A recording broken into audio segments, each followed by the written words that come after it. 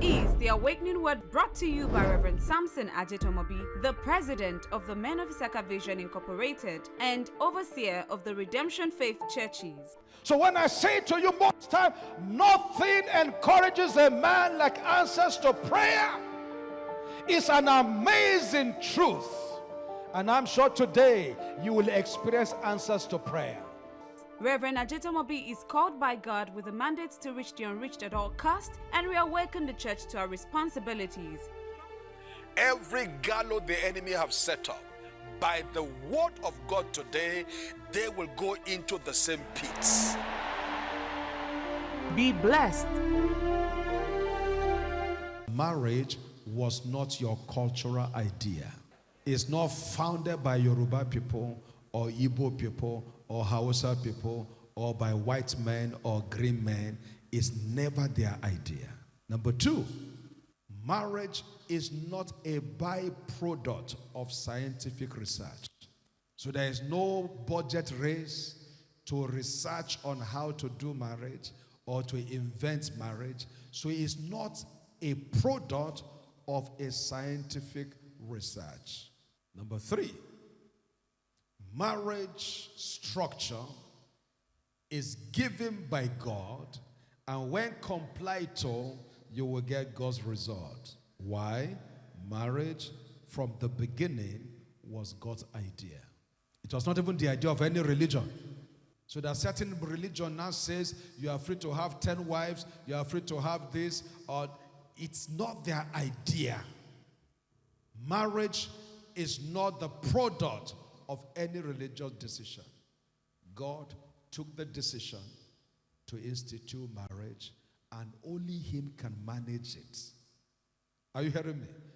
If your car gets spoiled, they give it every good car, not the car you just bought by the road. Every car you bought from a factory come with a manual.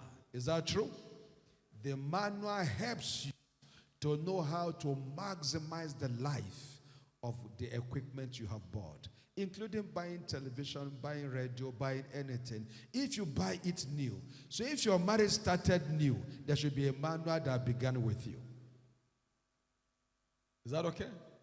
And even if you got your marriage by the roadside because you didn't follow the procedure, now you have come to know Jesus. Is that okay? Get the manual, correct the mistakes, and be the best you can for your own world. When you structure a thing, movement is like a normal course. You are not struggling. It's when a system is not structured. For example, you are a pastor and there's no head of choir, no head of usher, no head of protocol, no head of anything. We just come, everybody's just doing what they like to do. You will see a church that is not structured.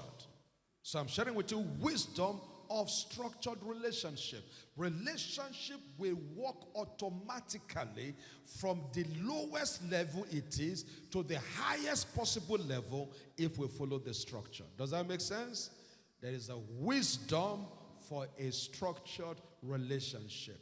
And many relationships are under pressure today because there is no understanding of the family structure.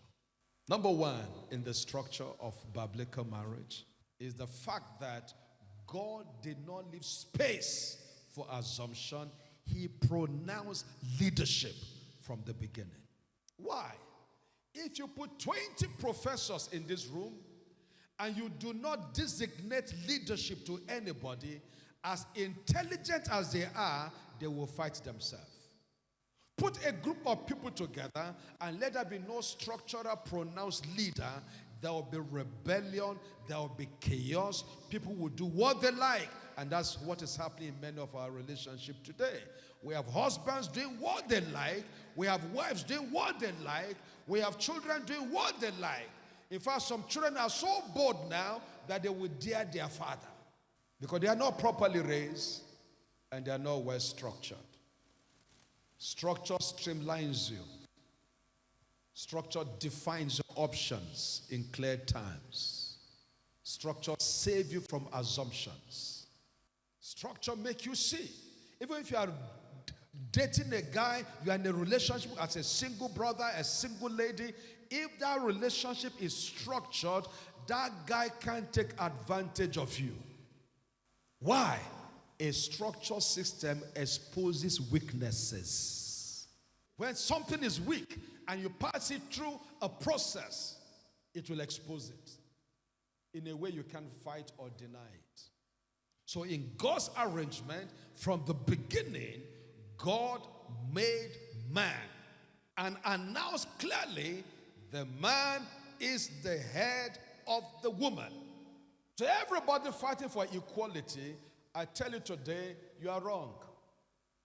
God never designed husband and wife to be equal. Even by creation, one was made before the other. Are you aware of that? And if you follow this structure, you will not struggle in your marriage. He pronounced the man as the head to lead the team. Because we can run, every great football team has a captain. Is that right? All of them can be good, but somebody must take decisions. So when there's an infringement on the pitch, who argues with the referee? Is it everybody? No, the captain goes there to try to persuade the referee, this is not so. And when his boys, his teammates are trying to fight, the captain persuades them, cool down, don't let them give you a red card. Just cool down. We will sort this matter out. There must be a leader of any system that will work. So in God's wisdom, not in man's arrangement, in God's wisdom, God structured it that the man should be the head of the team. 1 Corinthians chapter 11 verse 3. But I would have you know that the head of every man is Christ. And the head of the woman is who? The man. And the head of Christ is God. So there's an arrangement to make sure your life is not headless. God is the head of Christ. Christ is the head of the man. The man is the head of the woman. It is dangerous to marry a headless man. And it is dangerous to have a head that has no head over him. Even Christ lived under authority because God is what? His head. Join your hands together, friends.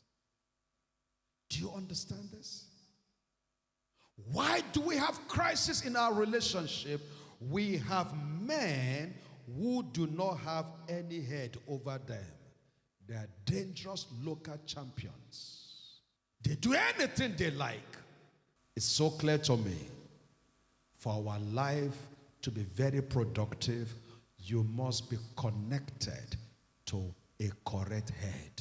For all our ladies in the house, the Lord help you that you do not put your life under a headless man, a man that nobody can talk to him.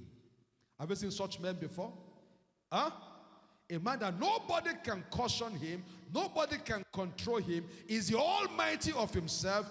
There is no leadership over his life. That is a dangerous man. So be careful when we're tossing you and your head is doing like this. Check. This guy always dancing around me. Who has a control of his head? Because if the head is not controlled, misbehavior is imminent. Are you hearing my thoughts?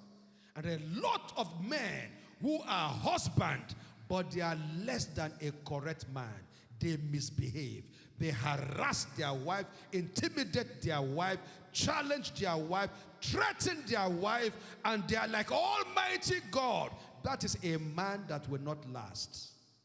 And how you know a correct head is that this head, hold the head you have married, this head has another head over him. So that even when he's kind of oppressing you, if you can raise your voice to heaven, this man Jesus will hear your voice and he will reprimand this man and say, you cannot misbehave like that. But when the man is headless, is cut away from Jesus, he doesn't go to church, nobody can speak to him, nobody can counsel him, he's the only one that knows everything he's doing, and he will blame everybody, condemn every church, condemn everyone. That is a dangerous man. And I'm afraid for you, his wife. A correct man, a correct head, has a head over him. Why? There are seasons in our life that we need to make some tough decisions. It will take your honor for the head over your life to survive those tough decisions. For example, Jesus saw what it looks like to die and was trying to avoid it for the weight of what was ahead of him. And he began to pray, Lord, can we postpone this schedule? Can we rearrange this thing? And he looked at his father, who is his head, and he said, nevertheless, not my will, but your will be done. In other words, in our relationship, there are some difficult seasons that it is when you have a head over you that you'll be able to say, look, if only for honor's sake, let me do it. So when God says you are the head of this woman, the implication is there is a head supervising you. You cannot misbehave. Think with me and answer the following question. If this guy is under a proper guide of Christ as his head, can he think divorcing this lady? Can he think beating this lady at every time? In fact, at no time. Can he think denying this lady some support? Talk to me, friends. He can't. Talofe, what is it going to look like? Christ had not treated him like that. It would be unfair to maltreat your wife. Look at every man around you and say, I pray for you, sir. Your head will be a correct one. I can't hear you praying. Look at the guy and says, I trust God that this one head you have is a correct one. You will lead your wife correctly. Your children will be happy. Say, what a great head in this house. Headship is not a title, it's responsibility. Did you hear me? Headship is not what? It's what? It's responsibility. So stop going around and says, I am your head. Who told you head is missing? Your head is not missing. Touch the head. You will lonely because it's your shame. For what's that me carry? Are you hearing me? It's not missing. Any great wife will honor a correct head. And I'm telling you, nobody knows your husband like his wife. You agree with that? When people are clapping for people, just check it. So the day your wife look at you and say you're a Christian, come and do Thanksgiving in church. Because that lady knows you. The rest of us, we don't know you. We are just respecting you. You say, you are welcome, sir. How are you, sir? How are you, sir? You look like a Christian. You didn't hear my English. You look like what? But when we now look at the wife, and then I say, my husband is a Christian. We say, yes, we can rest on this man. Anytime your wife cannot call on you and you will be there for her, to a questionable head. Ask my wife the pains we had. We didn't have cars. We just managed to have one 305 color. We spent so much money that we have left to fix that car. Fantastic, looking good. And my wife, I don't know where I went. My wife went to bring the car. Painted, engine changed. Everything was turned up, was shining.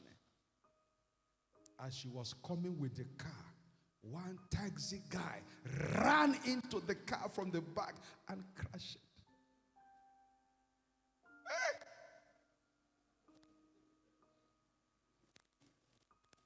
She was so worried, knowing how much it costs us to fix that car. Also knowing that the guy who crashed into the car is a liability by himself.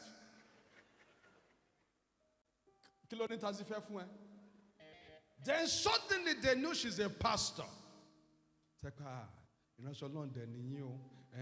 John to the Lord, a woman of God. No kinds of. Our culture is strange. Too many times we want to take responsibility. But I believe she has a good head. When she told me, I said, don't bother. I said, you my first concern. Are you okay? She said, yes. Are you fine? I said, the worth of your life is more than this car. I said, so what is car to her life? And that gave her comfort of heart. But I also have people that when their wife crashed their car, the next 1 month, she's in trouble. All manner of names. Everybody hold your head and say, my head will be correct. I will not misbehave. I will keep my life under the watch of Christ. I will not run my home like a man without a head. I take responsibility to be a correct head and a blessed head. So help me God. Ephesians chapter 5, verse 23, Message translation. It said the husband provides what? Leadership to his wife, the way Christ does to his church. Not by domineering, but by what? By cherishing. Keep that scripture on the screen. So when we call you a head, what is the implication? A leader who shows the way, who also knows the way. That's what makes you a leader. You show the way. You call you a husband. What is your job as a husband? Provide leadership. Be sure your children do not miss God. Be sure your children run on their career very well. Be sure that your wife is happy following you, not by domineering. And you're a difficult man. So that is where we are in our family. It's a bad family. You are never relaxed with your wife. All you want is control, control, control. No. A great leader do not lead by domineering his wife and children. And when you enter the house, the children are confused because you have a lot of standing rules and standing order. Say, anytime I see you, you must be reading your book. So they have no time to play. Once they hear you knock the door, you are coming home, they quickly pretentiously carry their notebooks and start reading. 2 times 2, 4. 2 times 2, 24. 2 times 2, 44. 2 times 2, 102. 2 times 2, 1,000. And then you will enter the house. All that reading is for your fear, not for knowledge. Are you get what I'm saying here? And when you enter, it says, very good, boy. Keep reading, keep reading. Because even you don't have the patience to double check what your child is studying. You are not a father who sits down to check your child's homework and check how he's doing in school. You say, that is for his mother, that is for his mother. You're a bad leader. A correct leader as a man double check details of his house. A leader inspects what he expects. You expect your wife to do well, inspect her. You expect your children to do well, inspect them. Is that okay? You inspect what you expect. So God pronounced you as the head. And what makes you a head is not an oppression. It's not crossing your leg and they serve food on the table and there's only 6 meat left in the house and you alone take 4 meat out of 6. And you tell your wife they should share the rest with 4 children. 2 meats. You left it for 4 children plus madam. Making how many? 5. you're a bad leader. We're just trying to be sure that your system works. Is that okay? Is that okay? Will you like me after we share grace?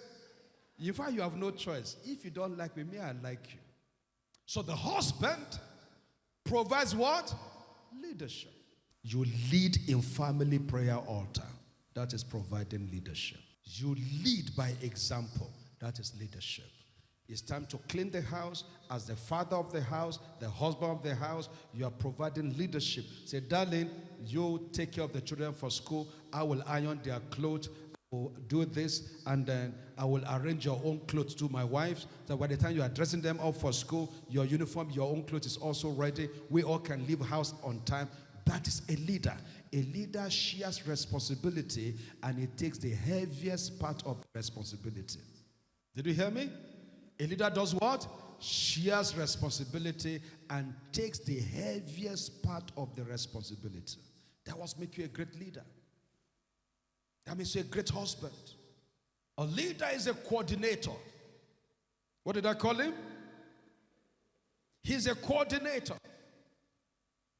He coordinates his household. He coordinates his wife. He coordinates the entire environment. He coordinates the sitting room. Be sure there is orderliness everywhere. He is a great, intelligent coordinator. I see you as one of such men. That's why you see leadership from Adam. And God put Adam in the garden. And Adam began to name all the animals. You shall be called this. You shall be called this. He named everything, and when Eve showed up and was walking towards him, he also named Eve. I ask you, what name do you give your wife that shocks you when you call her? I have several names I call my wife, and she knows the meaning of each of those names. The regular one is called favor, but I won't tell you the rest. She knows. Once I use the rest, she knows the meaning. It's good to be married, I'm telling you. What do you call your spouse? What do you call your children? I don't call my children by their names. Most times, I have a name I call them. Great names. You know, one of them called me early this morning before I came up to join the service here and said, Dad, I am going to be ministering somewhere today, and I am shivering. I said, what are you going to speak on? She said it to me. I said, don't worry. Now you do this, you do this, you do this. See, that's why you're my dad. I know you will make a way out for me. And we all laugh. And say, oh, Dad, kiss you, catch you later. How come your children cannot freely talk to you? They have to feel formed to talk to their father. How do you even see the father's face? Told you, Lebi, Third World War. Say, yes, what do you want? Yes, yes, yes, yes. Excuse me, these are your children. Look at the man and say, please relax. Embrace your children. They are your future. Play with them. Walk with them. Talk with them. Play with them. If they've all left home, carry your telephone. Oh boy, how you not there enjoying that place? I'm missing you at home if you're not missing me. When I got going to show up. Do you know little words like that can integrate the family, and you will be like one big army. God, in building a very beautiful structure, announces the man as the head and announcing the wife. Now, please get this correction very clearly. He announces the wife not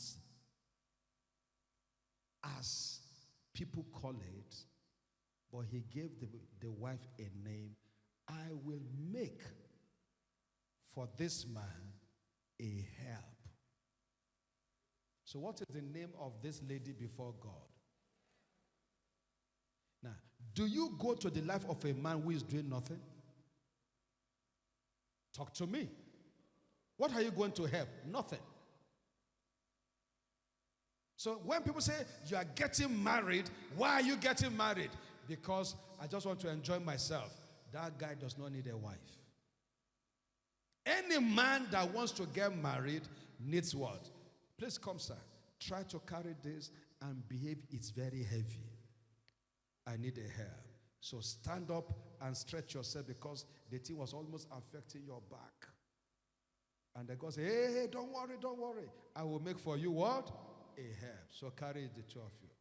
Is it easier? Anytime your marriage is difficult to run, you have denied your helper. We trust that you've been blessed by this message preached by Reverend Samson Ajetomobi of the Men of Issachar Vision Incorporated. We invite you to worship with us every Sunday at 9 a.m. and every Tuesday and Thursday at the Men of Issachar Vision Incorporated, Olororo, Ojo, Ibadan. Or watch our services online via the Men of Issachar Vision Facebook page and YouTube channel. You can also listen to us on mivradio.com. For inquiries, please call 0808 085 4818 or send an email to mivmandates2010@gmail.com. God bless you.